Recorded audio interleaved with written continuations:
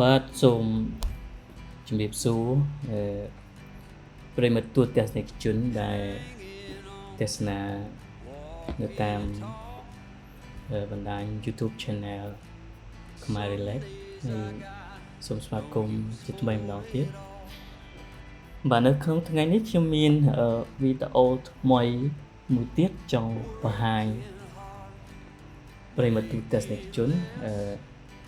រួមជាមួយនឹងការអត្ថាធិប្បាយខ្លះ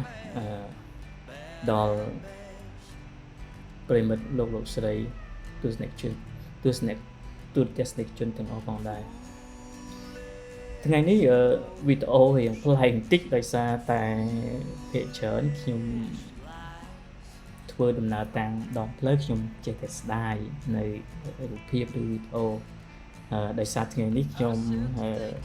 ដោយសពម្ដងខ្ញុំធ្វើដំណើរទៅលេងស្រុកកំណើតហើយថ្ងៃនេះខ្ញុំសម្រាប់ចាត់ជិះតាមផ្លូវជាតិលេខ2ឆ្លងកាត់ផ្លូវជាតិលេខ2 Cambodia National Road 2ផ្លូវជាតិលេខ2ជាគោលដៅបម្រើដល់មធ្យោបាយធ្វើដំណើរដឹកជញ្ជូននានាជាផ្លូវគមនាគមន៍សំខាន់ក្នុងការសម្រួលដល់ការដឹកជញ្ជូននៅទំនិញឬក៏មធ្យោបាយធ្វើដំណើរជាលក្ខណៈសម្រួលដល់ការធ្វើដំណើររបស់ប្រជាពលរដ្ឋដែលរស់នៅក្នុងទីតាំងភូមិសាស្ត្រខេត្តកណ្ដាលខេត្តកំពតបាទនិងខេត្តតាកែវជាពិសេសខេត្តតាកែវផ្លូវជាតិលេខ2តាមអ្វីដែលលោកស្រីឃើញវីដេអូនេះគឺទើបតែបានកែសម្រួលកែលម្អសារជាថ្មីពង្រីកជា4គីឡូពីមុនរៀងលំបាកតិចហើយឥឡូវបានសម្រួលពង្រីកទៅបាន4គីឡូបើតាមខ្ញុំដឹងគឺទទួលបន្ទុកដោយក្រុមហ៊ុនកូរ៉េអ្នកទទួលផ្នែកការសាងសង់និងការធ្វើខ្ញុំអត់ច្បាស់ថាផ្លូវនេះត្រូវបានសម្ពោធហើយឬនៅគាត់ថាតាំងពីពេលខ្ញុំធ្វើដំណើររហូតដល់ថ្ងៃខ្ញុំថតវីដេអូនេះគឺនៅក្នុងដើមខែឧសភាឆ្នាំ2026នេះ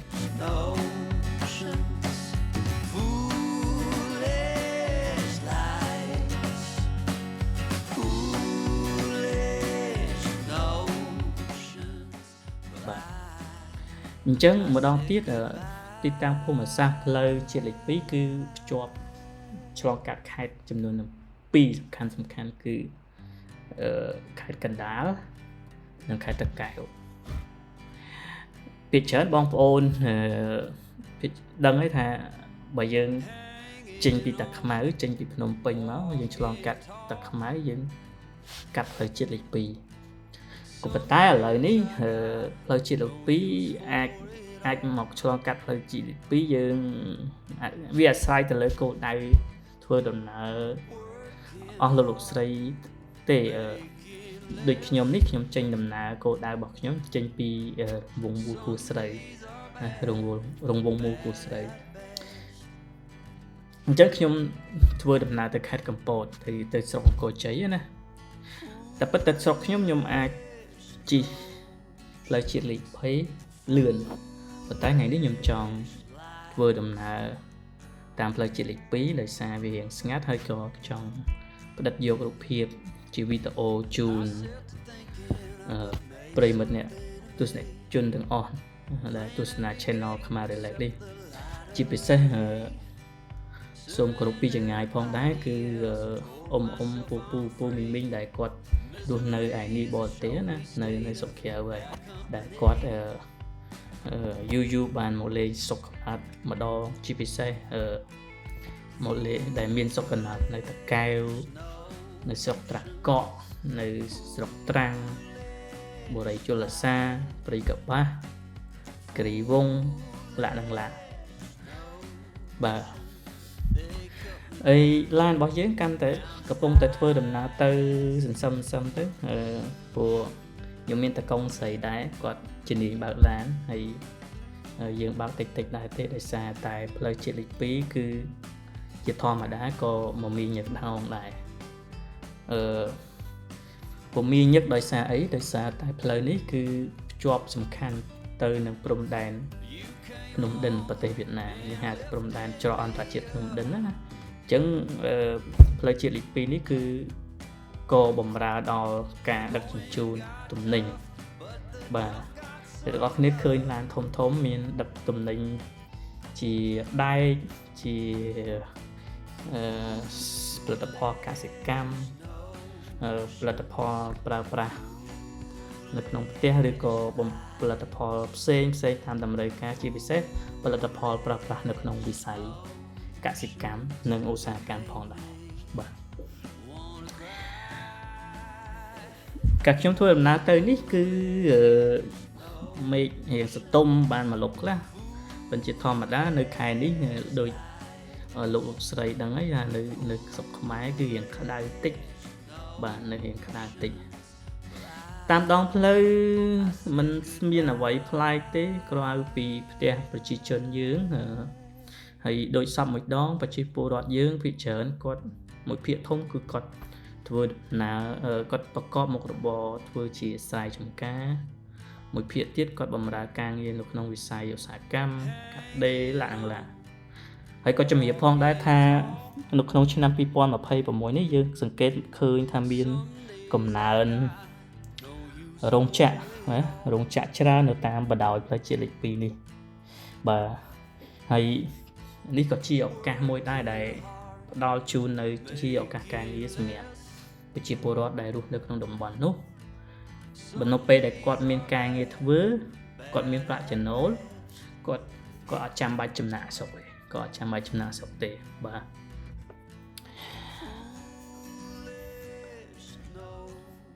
បើយើងងាកមកបើយើងនិយាយអំពីទីតាំងតំបន់ទេសចរនៃខេត្តតាកែវវិញយើងសង្កេតឃើញថាយើងមានគោលដៅទេសចរមួយចំនួនផងដែរតាមរយៈការស្រាវជ្រាវរបស់ខ្ញុំបាទយើងមានដូចជាប្រាសាទភ្នំដាភ្នំបាយ៉ង់ប្រាសាទនាងខ្មៅភ្នំជីសូទន្លេបាទីភ្នំតាម៉ៅប្រាសាទជប៉ុលវត្តភ្នំខ្លែងសារមន្ទីរនិងធនធានប្រវត្តិសាស្ត្រផ្សេងៗទៀតអានេះខ្ញុំដកស្រង់ពីសភៅកែវភួងរបស់ខ្ញុំលើកទី3អញ្ចឹងហើយបានជាយើងនិយាយថាប៉ុន្តែនៅពេលដែលយើងនិយាយពីតាកែវក៏គេនឹកឃើញដល់មហោបពីរមុខសំខាន់គឺពងទាកូនបើយើងនិយាយពងទាកូនហើយនឹងបកងធម្មជាតិ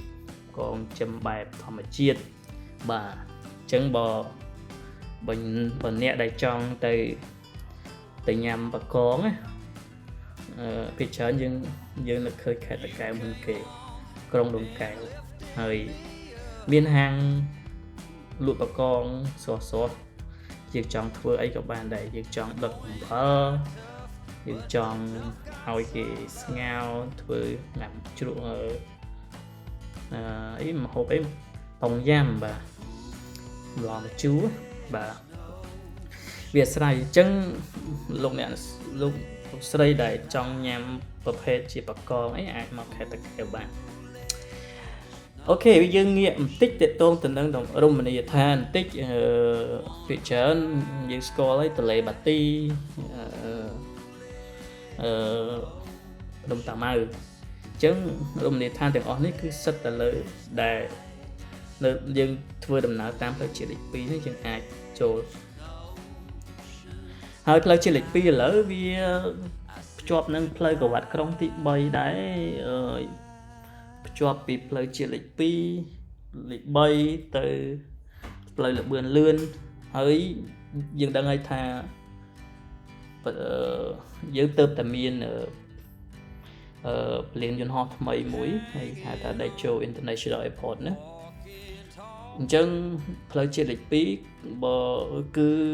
ភ្ជាប់បើយើងនិយាយពីការតភ្ជាប់ទៅព្រានគឺចិត្តមែនតើត្រឹមតែ 5 ទៅ 10 នាទីអីយើងអាចទៅដល់បើសិនបើយើងធ្វើដំណើរនៅចន្លោះផ្លូវក្បាត់ក្រុងណាបាទឬក៏ចេញពីវងបូកគួរស្រូវគឺយើងអាចនឹងទៅដល់ពលានយន្តហោះត្រឹមតែ10ទៅ15នាទីទេហើយស្រួលមែនតើ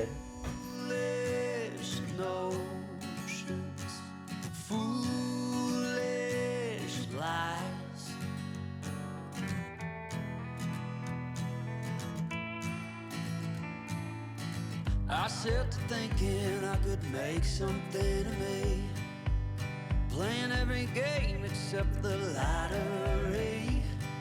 serving everybody else and told myself I'm free. Misery is a showy state of bad company.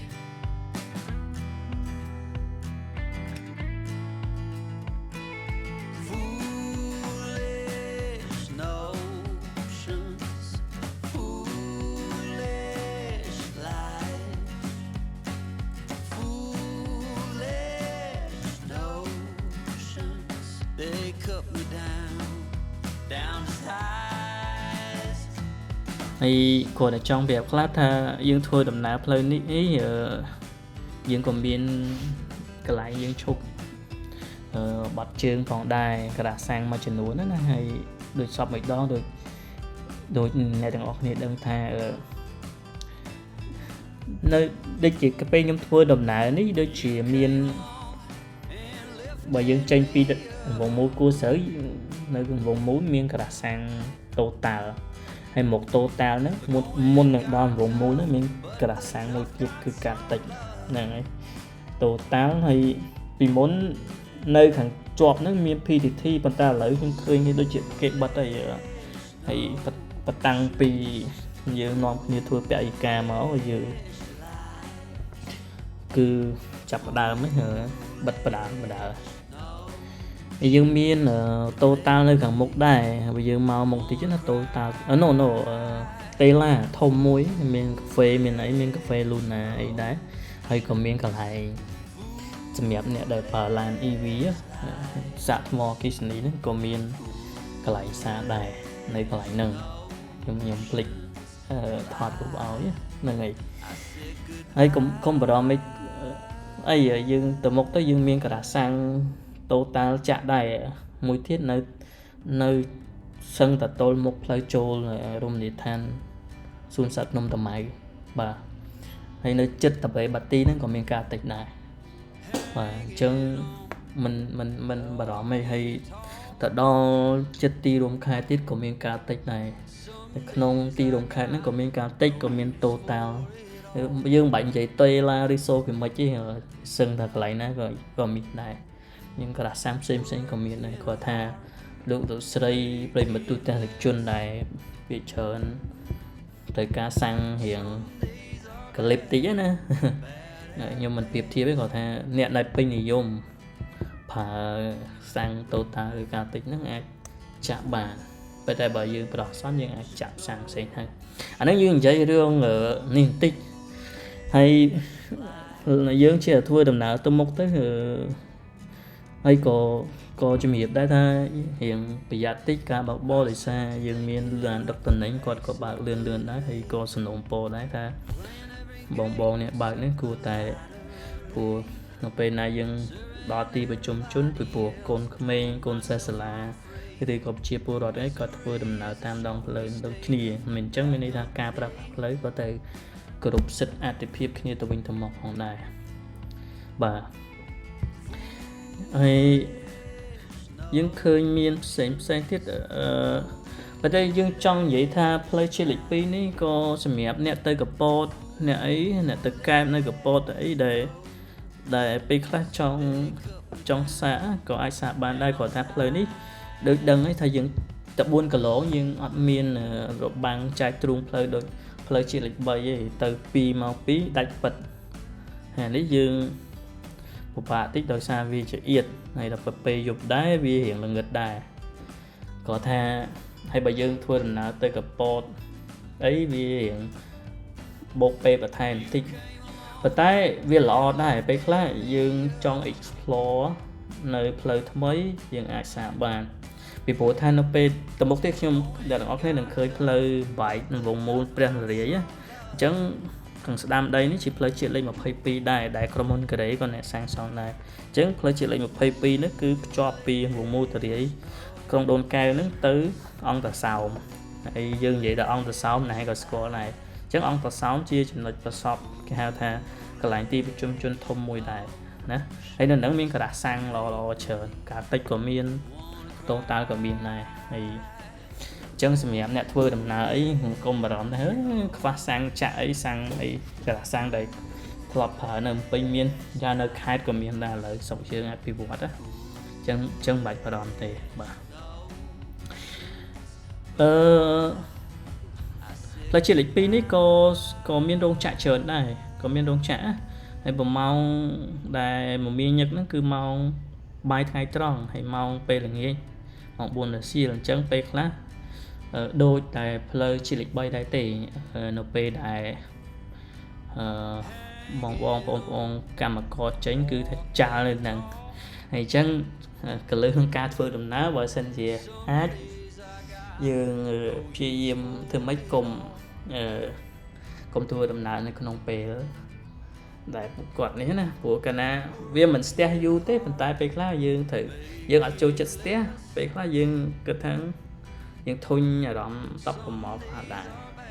ប៉ុន្តែធ្វើម៉េចអាហ្នឹងវាជាតម្រូវការជាសិទ្ធិអត្ថភាពយើងត្រូវគោរពគ្នា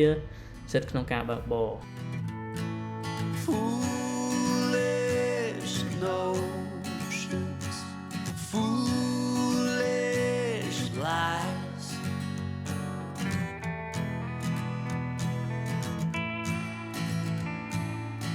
I set to thinking I could make something of me, playing every game except the lottery, serving everybody else and told myself I'm free. Misery is a showy state of bad company.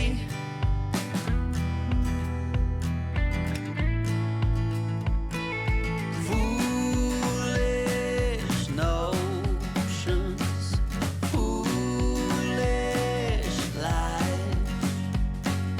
foolish notions. They cut me down to size.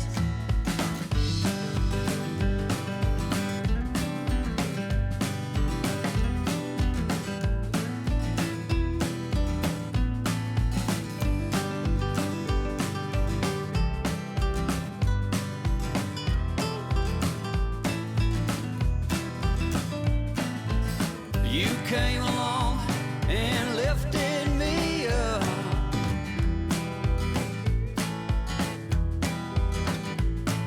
The going got tough, but the tough got some love.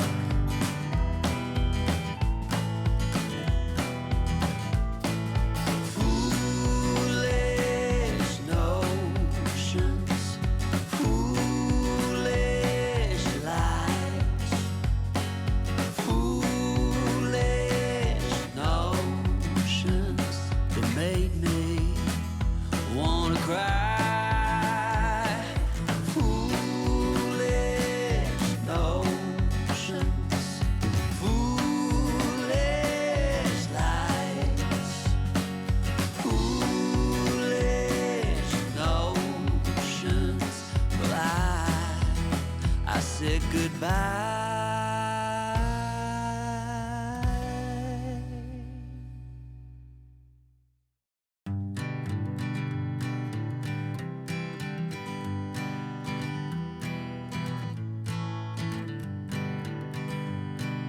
Hanging on, walking tall. Some days I got no use for it all.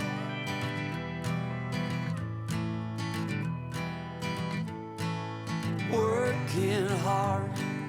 making less. Some days are bad at best.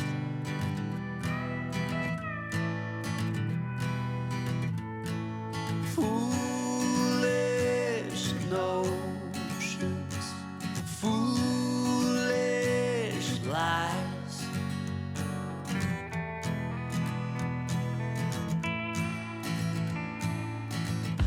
sit to thinking I could make something of me,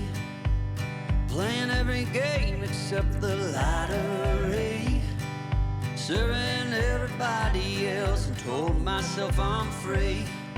Misery is a showy state of bad company.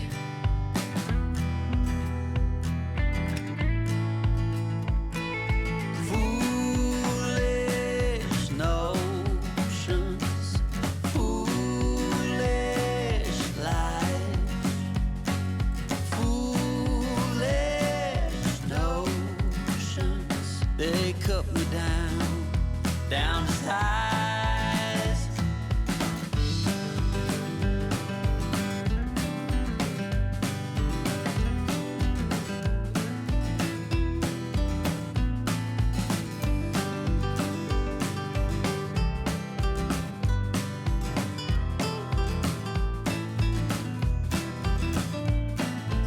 You came along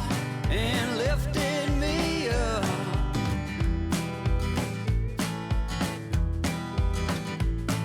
The going got tough, but the tough got some love.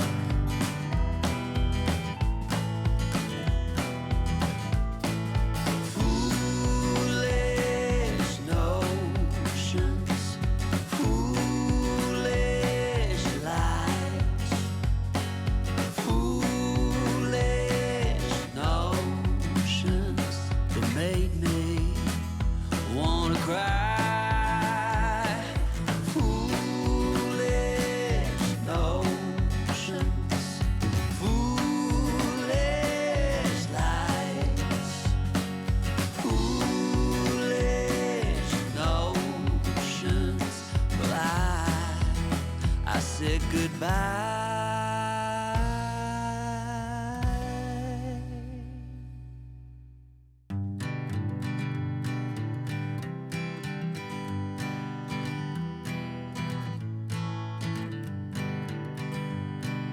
Hanging on, walking tall. Some days I got no use for it all.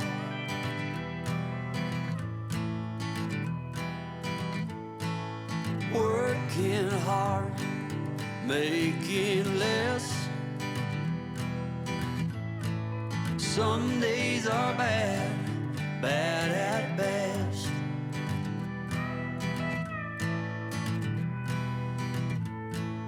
Foolish notions,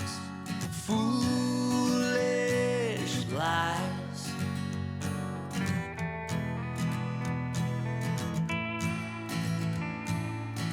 I sit to thinking I could make something of me, playing every game except the lottery, serving everybody else and told myself I'm free. Misery is a showy state of bad company.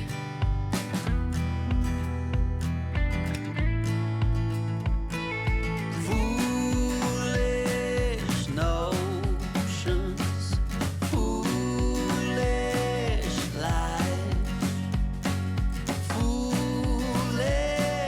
notions, they cut me down to size.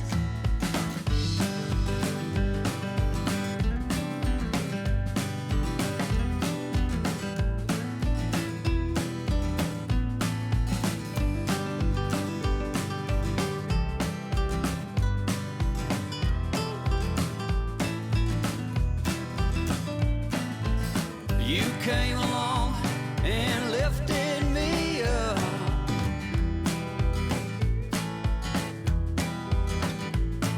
The going got tough, but the tough got some love.